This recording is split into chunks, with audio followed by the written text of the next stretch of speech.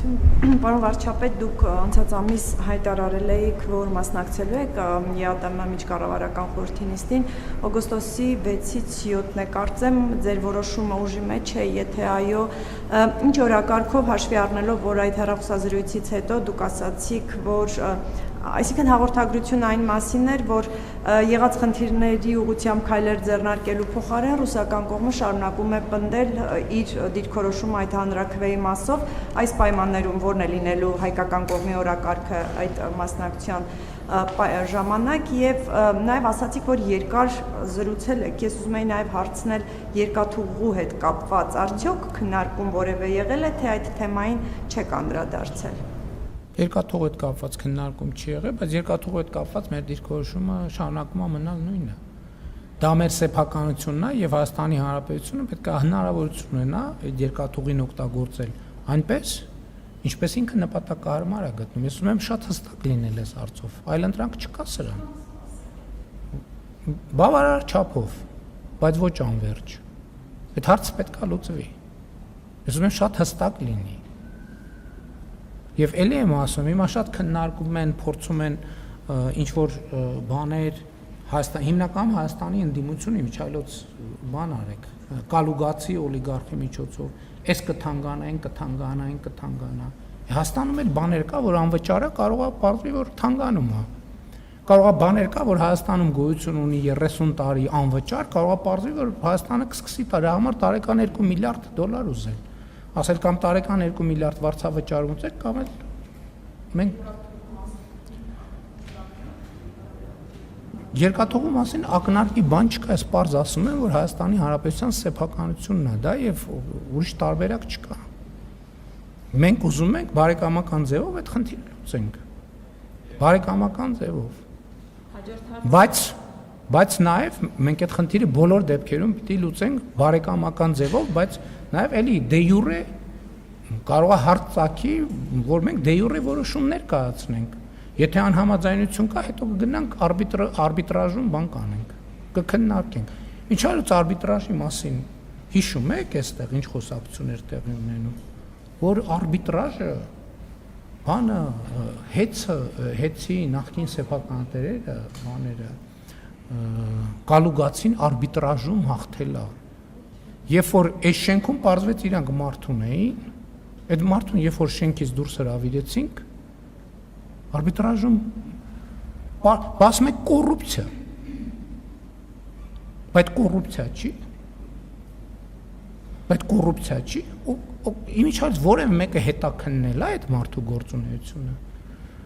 որ գրություն էր գրել, ստեղ բան կար, չէ, պարտականությունները կատարող, գրություն էր գրել, իր գրության հիման վրա աղմուկ էր, որև ես իրավապահ մարմիններին եմ դիմում, որևէ մեկը քննել է, հետո գնաց մի ամսից հայտնվեց եռագլուխ կուսակցության պոչում։ Որևէ մեկը քննել է, սա կոռուպցիա է, թե կոռուպցիա, այդ ինչ կապեր են գործը։ Ես հիմա նաև հրապարակային առիթից օգտվելով հաղորդում եմ տալիս հանցագործության մասին հնարավոր, չգիտեմ։ Որևէ մեկի անմեղության կանխավարկածը չեմ ուզում խախտեմ, բայց ես կարծում եմ, որ կոռուպցիայի կանխարգելման հանձնաժողովն էլ իրավապահ մարմիններն էլ պետք է քննարկեն։ Ոնց կարա պարզի, որ շենքում մասնավոր ընկերության շահերը սպասարկող մարդ ա եղել, հետո գնացել է։ Պետք է ստուգվեն հաշիվները, պետք է ստուգվի ունեցվածքը։ Տենակ այդ մարդը ինչ էր անում, ստեղից բաներ լրատվական ու քաղաքական դաշտի ինֆորմացիաներ էր տալիս եւ անտրամաբանական գրություններ, հատել լրագրողները տերորի մեջ, վայ, կառավարությունը արբիտրաժում պարտվելու է, բա ինչի՞ չեք լուսաբանում, որ ջախջախվել են արբիտրաժում, որովհետեւ բաները տրոյական ձին հանել ենք շենքից դուրս։ Հիմա իրավապահներին կոչ եմ անում, հաղորդում եմ տալիս, թող տրոյական ձիու գործունեությունը քննեն, կոռուպցիայի կանխարգելման հանձնաժողովը քննել է կոռուպցիա, ես նաև պատասխան եմ պահանջում ինստիտուտներից, քննել են այդ դեպքը, թե չեն քննել։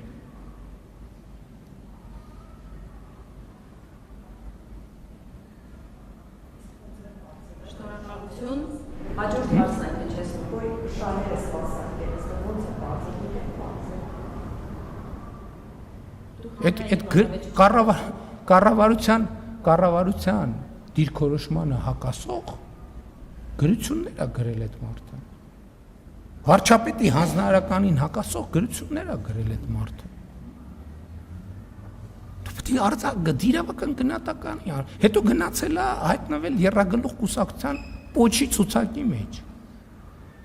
Այս պատահական է։ Այդ տենց պատահական, հա տենց ստացվեց։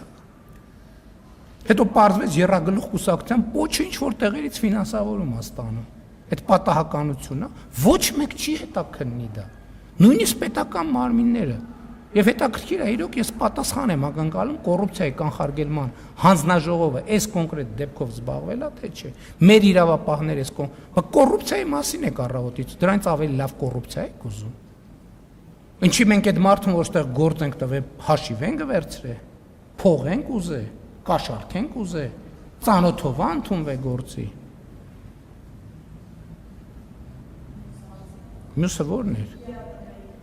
ԵԱՏՄ-ի օրակարգը ձևավորվում է ինստիտուցիոնալ ճանապարհով, իր ինստիտուտներով, բայց դա հարթակ է, որտեղ բնականաբար ես մեր օրակարգին առնչվող բոլոր հարցերը բարձրացնելու եմ։ Եվ ինչ որ ձեզ ասել եմ բրիֆինգում, ասելու եմ նաև այնտեղ։